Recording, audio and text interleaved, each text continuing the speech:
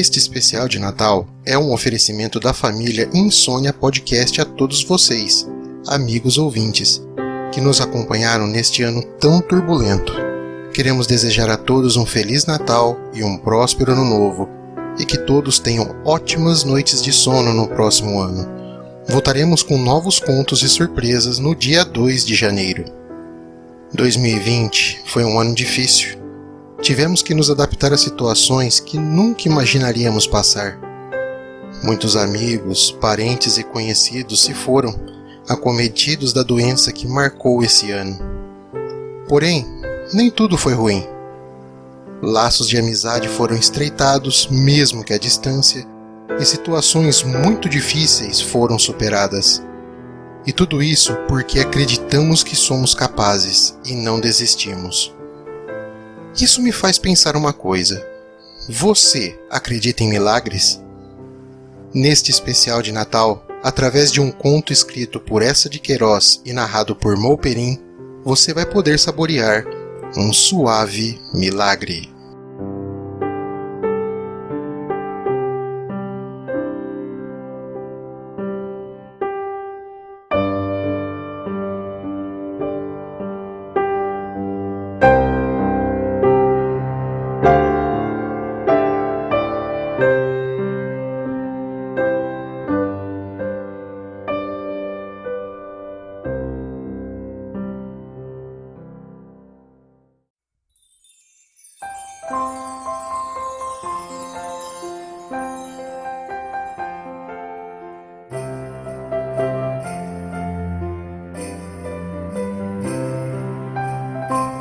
Nesse tempo, Jesus ainda não se afastara da Galileia e das doces, luminosas margens do lago de Tiberíades.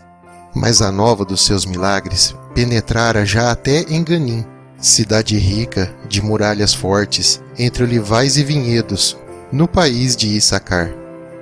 Uma tarde, um homem de olhos ardentes e deslumbrados passou no fresco vale e anunciou que um novo profeta, um rabi formoso, percorria os campos e as aldeias da Galileia, predizendo a chegada do reino de Deus, curando todos os males humanos. E enquanto descansava, sentado à beira da fonte dos vergéis, contou ainda que esse rabi, na estrada de Magdala, sarava da lepra o servo de um decurião romano, só com estender sobre ele a sombra das suas mãos.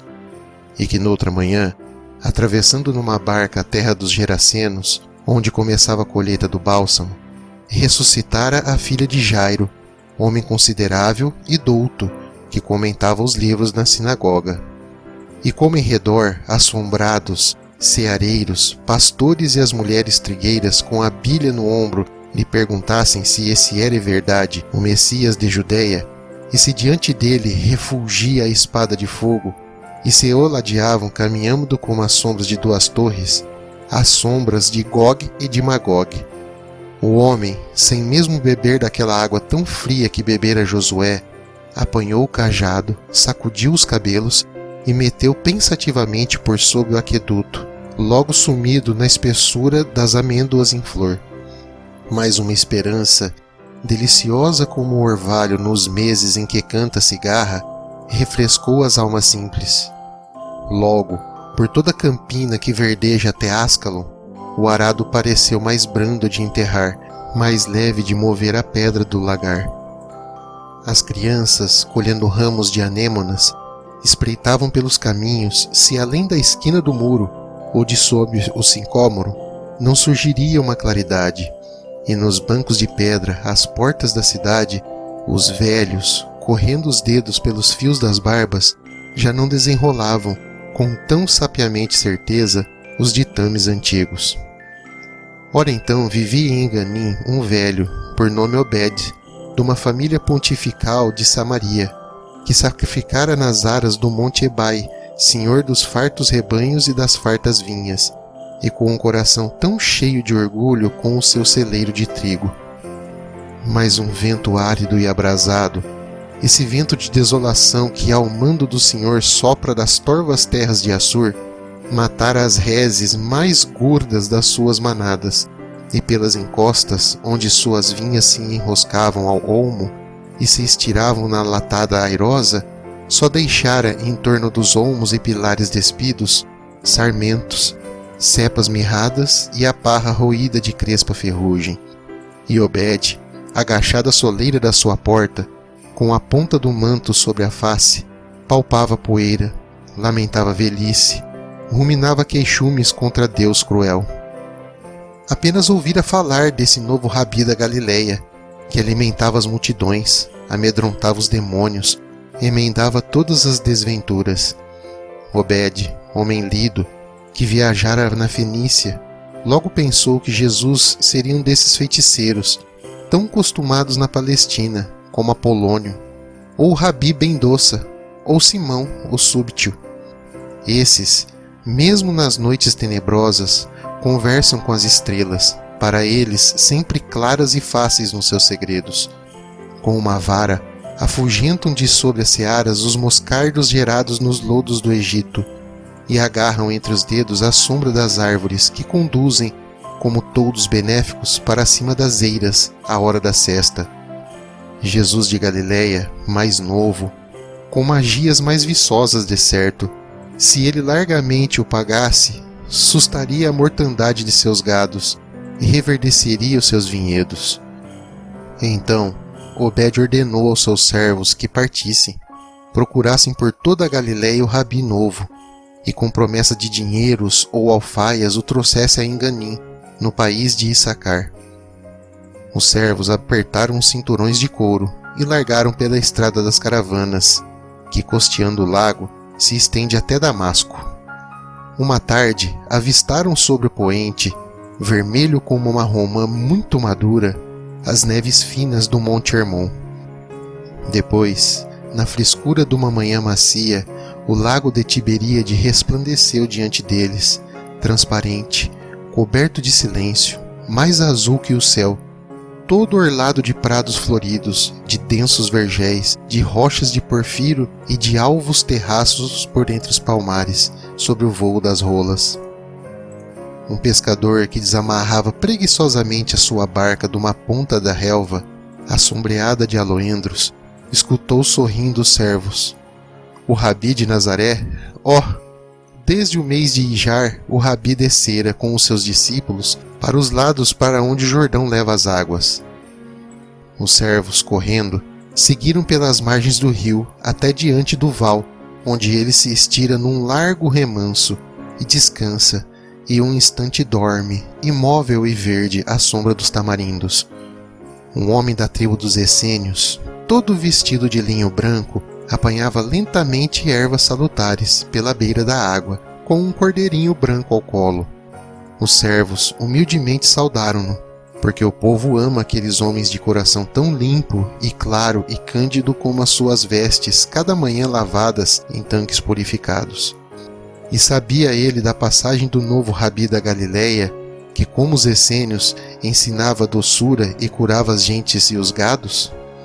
O essênio murmurou que o rabi atravessara o oásis de Engade, depois se adiantara para além.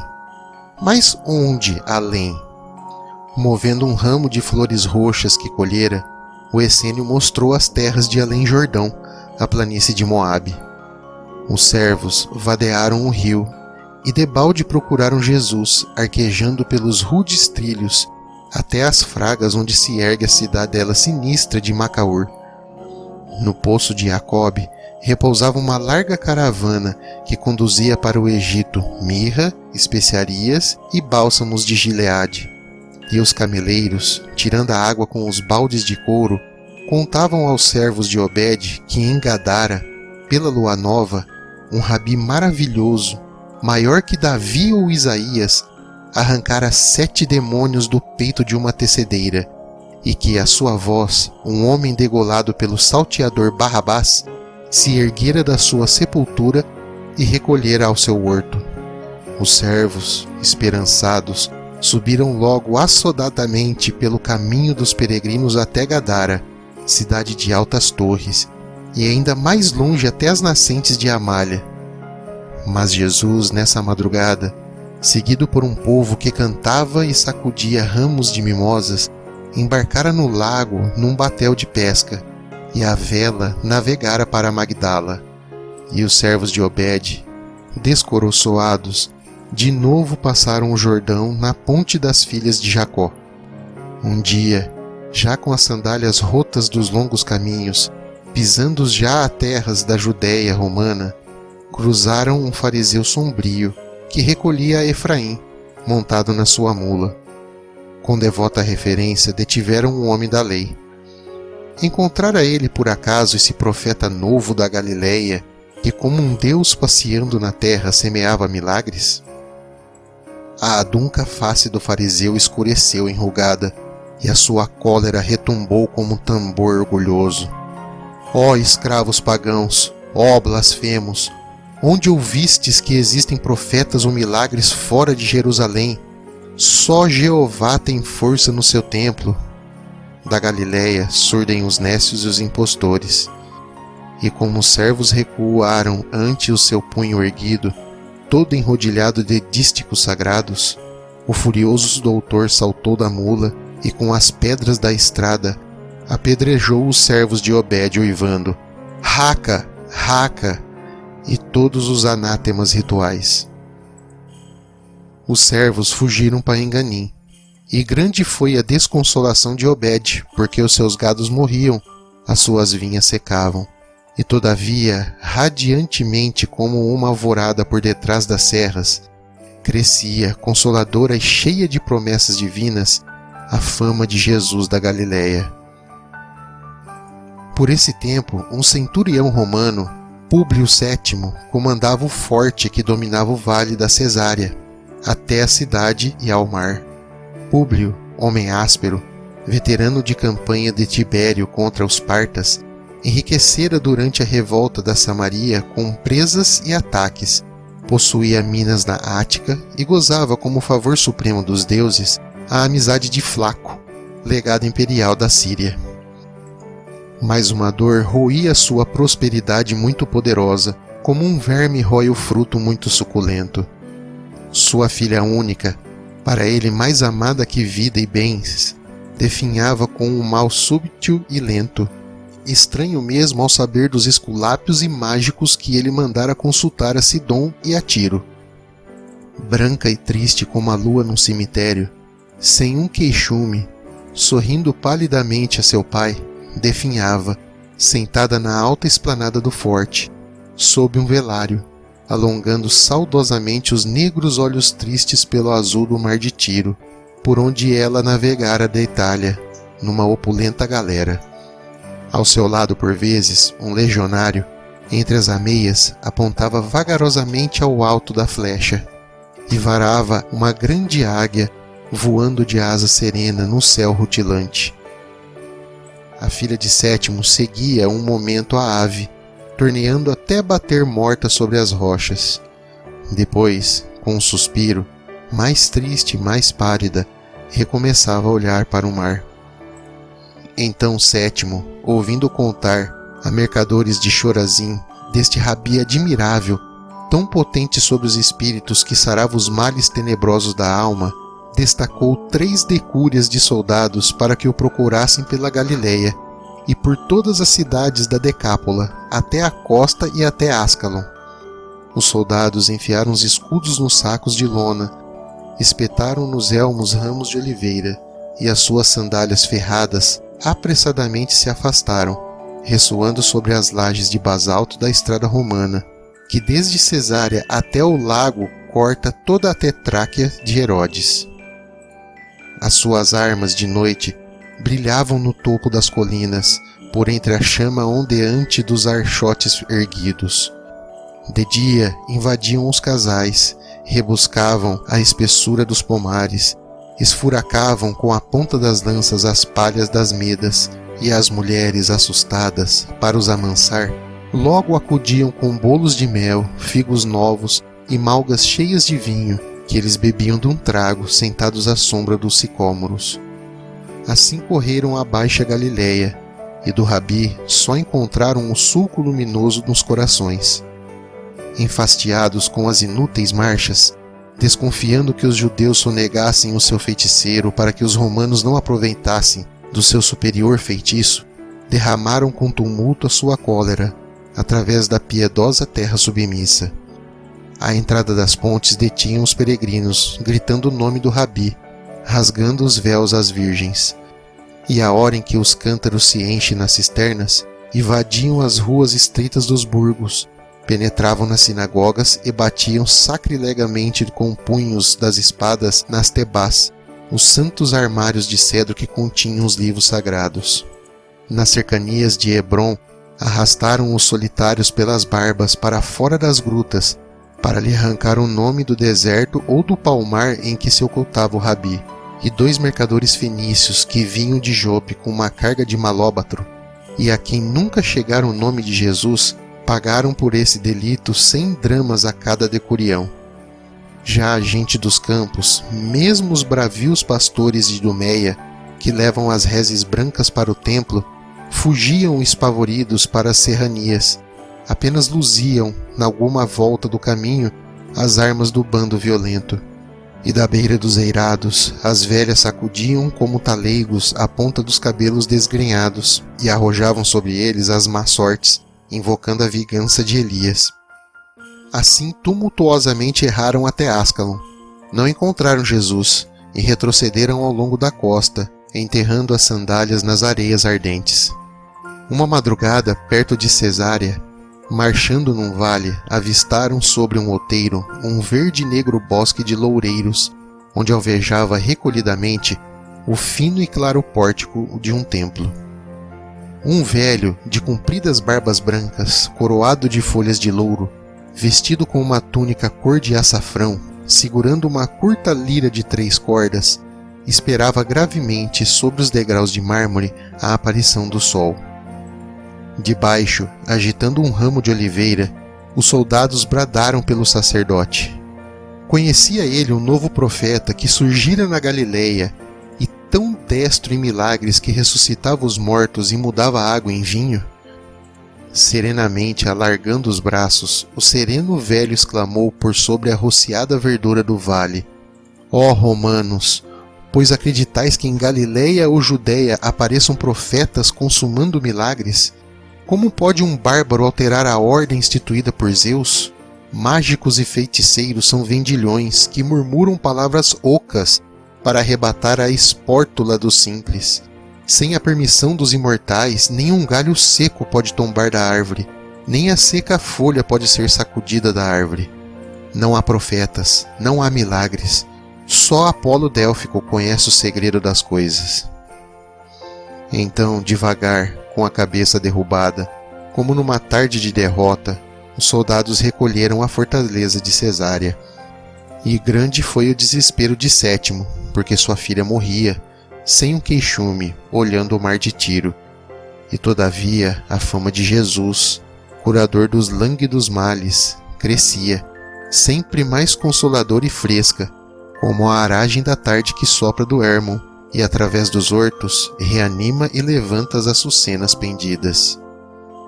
Ora entre Enganim e Cesárea, num casebre desgarrado, sumido na prega de um cerro, vivia a esse tempo uma viúva, mais desgraçada mulher que todas as mulheres de Israel. O seu filhinho único, todo aleijado, passara do magro peito a que ela o criara para os farrapos da enxerga apodrecida, onde jazera 7 anos passados, mirrando e gemendo. Também ela a doença a engelhara dentro dos trapos nunca mudados, mais escura e torcida que uma cepa arrancada. E sobre ambos, espessamente a miséria cresceu como bolor sobre cacos perdidos num ermo. Até na lâmpada de barro vermelho secara há muito o azeite. Dentro da arca pintada não restava grão ou côdea. No estio, sem pasto, a cabra morrera. Depois, no quinteiro, secara a figueira. Tão longe do povoado, nunca esmola de pão ou mel entrava o portal, e só ervas apanhadas nas fendas das rochas, cozidas sem sal, nutriam aquelas criaturas de Deus na terra escolhida, até onde as aves maléficas sobrava o sustento. Um dia, um mendigo entrou no casebre, repartiu o seu farnel com a mãe amargurada e um momento sentado na pedra da lareira, coçando as feridas das pernas, contou dessa grande esperança dos tristes, esse rabi que aparecera na Galiléia, e de um pão no mesmo cesto fazia 7, e amava todas as criancinhas, e enxugava todos os prantos, e prometia aos pobres um grande e luminoso reino, de abundância maior que a corte de Salomão. A mulher escutava, com os olhos famintos. E esse doce rabi, esperança dos tristes, onde se encontrava? O mendigo suspirou. Ah, esse doce rabi! Quantos o desejavam que se desesperançavam! A sua fama andava por sobre toda a Judéia, como o sol que até por qualquer velho muro se estende e se goza. Mas para enxergar a claridade do seu rosto, só aqueles ditosos que o seu desejo escolhia. Obed, tão rico, mandara os seus servos por toda a Galiléia para que procurassem Jesus, o chamassem com promessas a Enganim. Sétimo, tão soberano, destacara os seus soldados até a costa do mar, para que buscassem Jesus, o conduzissem, por seu mando, a Cesárea. Errando, esmolando por tantas estradas, ele topara os servos de Obed, depois os legionários de Sétimo. E todos voltavam como derrotados, com as sandálias rotas, sem ter descoberto em que mata ou cidade, em que toca o palácio, se escondia Jesus. A tarde caía. O mendigo apanhou seu bordão, desceu pelo duro trilho entre a urze e a rocha. A mãe retomou seu canto, mais vergada, mais abandonada. E então o filhinho, num murmúrio mais débil que o das roças de uma asa, pediu à mãe que lhe trouxesse esse rabi, que amava as criancinhas ainda mais pobres, sarava os males ainda os mais antigos. A mãe apertou a cabeça esguedelhada. Ó filho, e como queres que te deixe e me meta nos caminhos à procura do rabi da Galiléia? Obed é rico e tem servos, e debalde buscaram Jesus por areias e colinas, desde Chorazim até o país de Moabe. Sétimo é forte e tem soldados, e debalde correram por Jesus desde o Hebrom até o mar. Como queres que te deixe? Jesus anda por muito longe, e a nossa dor mora conosco, dentro dessas paredes, e dentro delas nos prende.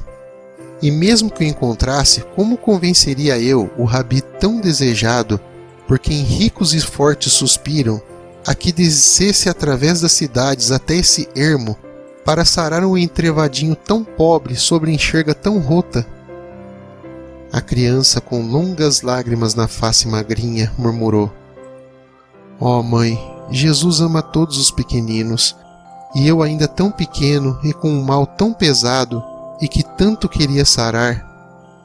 E a mãe em soluços: Ó meu filho, como te posso deixar? Longas são as estradas da Galiléia, e curta a piedade dos homens. Tão rota, tão trôpega, tão triste, até os cães me ladrariam da porta dos casais.